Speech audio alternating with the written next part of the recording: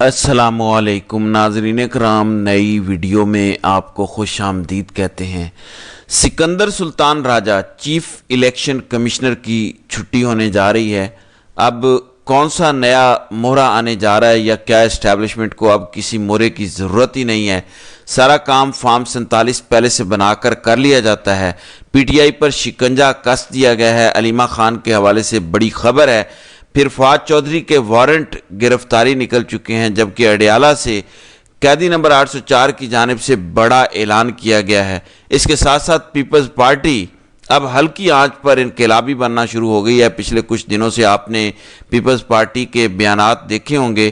آج دو بیانات میں آپ کے سامنے رکھوں گا، پھر میں آپ کو وجہ بھی بتاؤں گا کہ یہ ہوا کیا ہے۔ ایک طرف تو بلاول امریکہ پہنچے ہوئے ہیں اور وہ وہاں پر پاک بھارت جنگ کے حوالے سے سرو کر رہے ہیں، جو بھی ہے۔ دوسری طرف پیپلز پارٹی ہلکی آنچ پر انقلابی بننے کی کوشش کر رہی ہے۔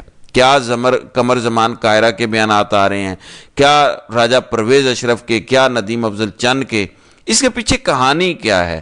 سب سے پہلی جو خبر ہے وہ یہ ہے کہ بالآخر چیف الیکشن کمشنر، جن کی مدت کو گزرے ہوئے بھی 6 مہینے گزر چکے، ان کی اور 2 اراکین کی تقرری کے لیے شہباز شریف نے اپوزیشن لیڈر عمر ایوب کو مدعو کر لیا ہے، طلب کر لیا ہے مشاورت کے لیے۔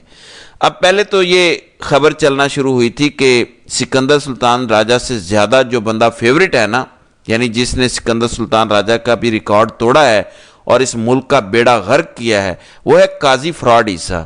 انتہائی متنازع کردار، اور آج کل قاضی کے حوالے سے خبریں آتی ہیں کہ جی رات کو نیند نہیں آتی، اور قاضی نے اپنا موقف پیش کرنے کے لیے کچھ انٹرنیشنل میڈیا کو خطوط بھی لکھے، کچھ اس طرح کی بھی اطلاعات آئیں کہ میرا انٹرویو کرو، لیکن تمام بڑے ٹی وی چینلز اور اخبارات نے ان کا آرٹیکل چھاپنے یا انٹرویو کرنے سے انکار کر دیا۔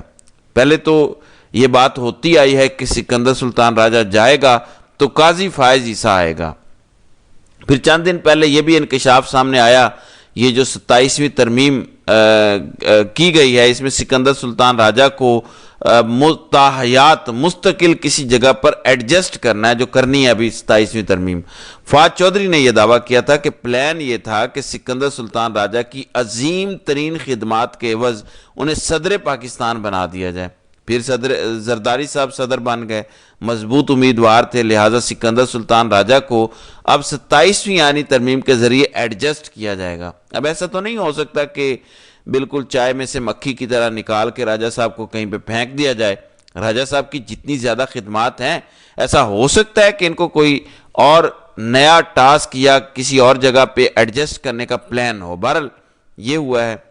دوسری طرف اینٹی کرپشن عدالت نے پنڈی سے فواد چودھری کے وارنٹ گرفتاری جاری کر دیے ہیں۔ جج کی جانب سے فواد چودھری کو گرفتار کر کے پیش کرنے کا کہا گیا ہے۔ یعنی ایک طرف تو سکندر سلطان راجہ کو ہٹانے کے لیے اور نئے چیف الیکشن کمشنر کے لیے مدعو کیا گیا ہے عمر ایوب کو، دوسری طرف پھر خبر یہ ہے کہ وزیر اعظم شہباز شریف عید سعودی عرب میں گزاریں گے، یعنی بڑے بھائی باؤ جی جو ہیں وہ لندن کے اندر عید گزاریں گے اور چھوٹے بھائی سعودی عرب میں گزاریں گے۔ وزیر اعظم شہباز شریف آج دورہ سعودی عرب پر روانہ ہوں گے۔ وزیر اعظم کے ہمراہ فیلڈ مارشل سید عاصم منیر بھی ہوں گے۔ ویسے خبر یہ غلط لکھی گئی ہے، درست خبر یہ ہونی چاہیے تھی کہ فیلڈ مارشل سعودی عرب کا دورہ کریں گے اور شہباز شریف بیگ شیگ اٹھا کے ساتھ جا رہے ہیں۔ بہرحال وزیر اعظم کے ہمراہ خواجہ آصف، اسحاق ڈار، عطا اللہ تارڑ بھی ہوں گے۔ اب عید ذرا طویل ہے، قربانی شربانی ہے، وہاں پہ سعودی عرب کے اندر پھر پیسہ حج سے بڑا اکٹھا ہو جاتا ہے، تو پھر چلے گئے ہوں گے کہ چلے مہربانی کریں، ہم نے جنگ بھی جیتی ہے اور فلانا کیا ہے، تو ہمیں مبارکباد کے طور پر ہی کچھ ویلیں، کچھ پیسے دے دیں۔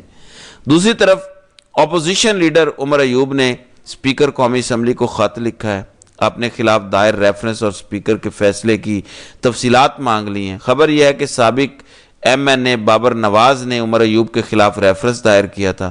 اسپیکر قومی اسمبلی نے ریفرنس مزید کارروائی کے لیے الیکشن کمیشن کو بھجوایا تھا۔ عمر ایوب پر الزام لگایا گیا کہ انہوں نے گوشواروں میں اپنے اثاثے چھپائے، تو اب انہوں نے خط لکھا ہے کہ ذرا بتائیں نا، آپ تو بڑے غیر جانبدار بنتے تھے یاز صادق صاحب، اب کیا وجہ ہے کہ آپ نے میرے خلاف یہ سارا کچھ کرنا شروع کر دیا؟ آپ تو بڑے جمہوریت کے چیمپئن بنتے تھے۔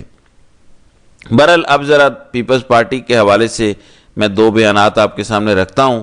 پہلا بیان ہے ندیم افضل چند کا، کہتے ہیں بھارت سے جنگ کے دوران ہماری قوم کا نیشنلزم زیادہ ہوا ہے، یعنی سارے ایک ہو گئے، اس نیشنلزم کو، اس اکٹھ کو، اس یکجہتی کو بھی آپ نے سمبڑیال کی ایک سیٹ کے لیے تقسیم کر دیا۔ تو انہوں نے کہا کہ ایک سیٹ کے لیے آپ نے سب کچھ ختم کر دیا کہ کہیں قیدی نمبر 804 جیت نہ جائے۔ ندیم افضل چند نے کہا کہ دیکھو ہم نہیں جیتے، یعنی ہم تو یہ نہیں جیتے، پکی بات ہے ہمیں ووٹ نہیں ملے، لیکن یہ بھی لوہے پر لکیر ہے، نون لیگ کو بھی ووٹ نہیں پڑا، ووٹ پڑا ہے قیدی نمبر 804 کو۔ ایک سیٹ کے لیے آپ نے سب کچھ قربان کر دیا، اور اس ملک کی اسٹیبلشمنٹ نے اپنا ہمیشہ منہ کالا کیا ہے۔ کیا پیپلز پارٹی کو پہلے نہیں پتا کہ ہو کیا رہا ہے اس ملک کے اندر، کیسے الیکشن ہوئے ہیں، کیسے اسٹیبلشمنٹ نے روندا ہے لوگوں کے مینڈیٹ کو، وہ خود کیسے جیتے ہوئے ہیں۔ اس کے بعد آتے ہیں راجہ پرویز اشرف کے بیان کی طرف۔ راجہ پرویز اشرف کہتے ہیں کہ اگر چیف الیکشن کمشنر نے اپنی مدت پوری کر لی ہے تو گھر جائیں۔ اگر کی کیا بات ہے، آپ سابق وزیر اعظم ہیں، سابق سپیکر ہیں، اگر مگر والی بات نہیں ہے، مدت پوری ہو چکی ہے، اور کب کی پوری ہو چکی ہے۔ کہتے ہیں اگر تو کر لیا تو پھر گھر جائیں، نئے چیف الیکشن کمشنر کا انتخاب ہونا چاہیے، آئین اس پر خاموش نہیں، لیکن اب شاید ہمیں آئین سے انحراف کی عادت سی ہو گئی ہے۔ وہ کیا گانا ہے عاطف اسلم کا کہ اب تو عادت سی ہے مجھ کو، تو کہتے ہیں اب تو ہمیں عادت سی ہو گئی ہے آئین سے انحراف کی۔ اچھا، اور پیپلز پارٹی تو بالکل اس کام میں ساتھ نہیں تھی نا، پیپلز پارٹی والے تو آئین کے ساتھ ہی کھڑے تھے نا۔ کہتے ہیں ہمیں تو عادت ہو گئی ہے، ہم حالات کے تحت اتنے پریشر میں ہوتے ہیں کہ حالات کو دبائے جا رہے ہیں، آگے بڑھنے کے لیے چیزوں کو نظر انداز کرتے جا رہے ہیں۔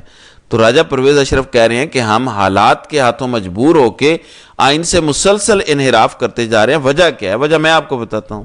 کیونکہ پلان یہ ہے کہ پی ٹی آئی کے 40 کے قریب ایم این ایز نااہل کیے جائیں، ان کی جگہ پہ نون لیگیوں کو فارم 45 پہلے سے بنوا کے جتوا لیا جائے۔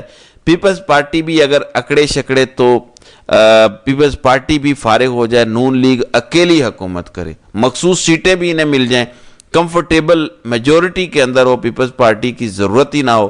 تو پیپلز پارٹی کو لگ رہا ہے کہ ایسا نہ ہو کہ کہیں فیلڈ مارشل صاحب خود صدر پاکستان بن جائیں، پیپلز پارٹی کو نکال دیں، ہم فارغ ہو جائیں۔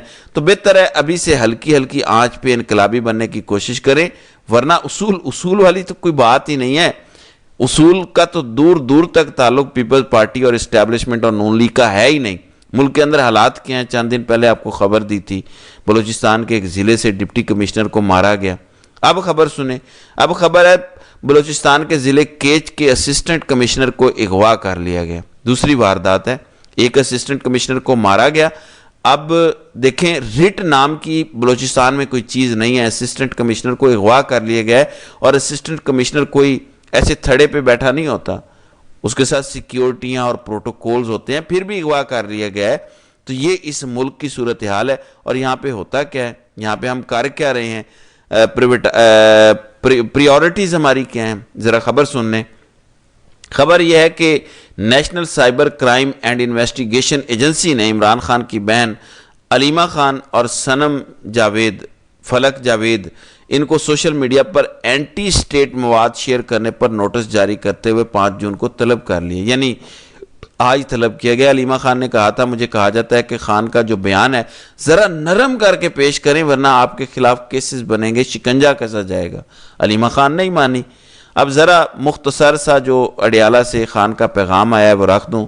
پاکستانی عوام نے سمبڑیال الیکشن میں ایک مرتبہ پھر ثابت کیا کہ ظلم کے ذریعے ان کا نظریہ تبدیل نہیں کیا جا سکتا۔ عوام کا فیصلہ وہی ہے جو 8 فروری کو انہوں نے سنایا تھا۔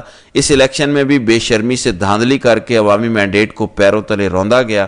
8 فروری کو انتخابات کی چوری میں قاضی فائز عیسیٰ، سکندر سلطان راجہ اور جنگل کا بادشاہ پوری طرح شامل تھے۔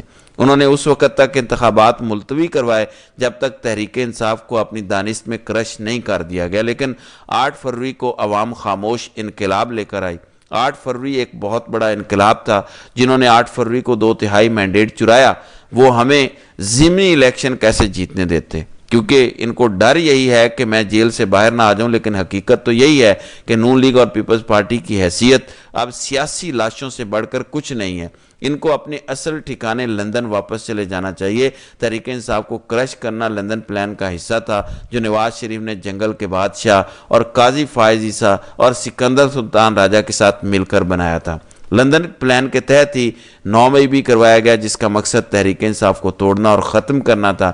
اس لیے جنہوں نے پریس کانفرنس کر دی وہ آزاد جبکہ نظریے پر کھڑے رہنے والے آج بھی ناحق قید ہیں۔ اس کے علاوہ لمبا چوڑا سخت بیان ہے تحریک چلانے کا، اور بھرپور تحریک چلانے کا ایک دفعہ پھر سے خان نے اعلان کر دیا ہے، اور خان کے بیانات کے اندر جو سخت زبان استعمال ہو رہی ہے اس سے واضح لگتا ہے کہ خان کسی NRO کسی ڈیل کی طرف نہیں آئے گا، بلکہ وہ ہمیشہ کی طرح اپنا مقدمہ پاکستانیوں کے سامنے قوم کی عدالت میں رکھے گا اور اسی طرح سے سرخرو ہوتا جائے گا۔ تو ناظرین کرام، آپ کی اس ویڈیو کے حوالے سے کیا رائے ہے؟ آپ اپنی رائے کا اظہار کامنٹ سیکشن میں ضرور کیجیے گا۔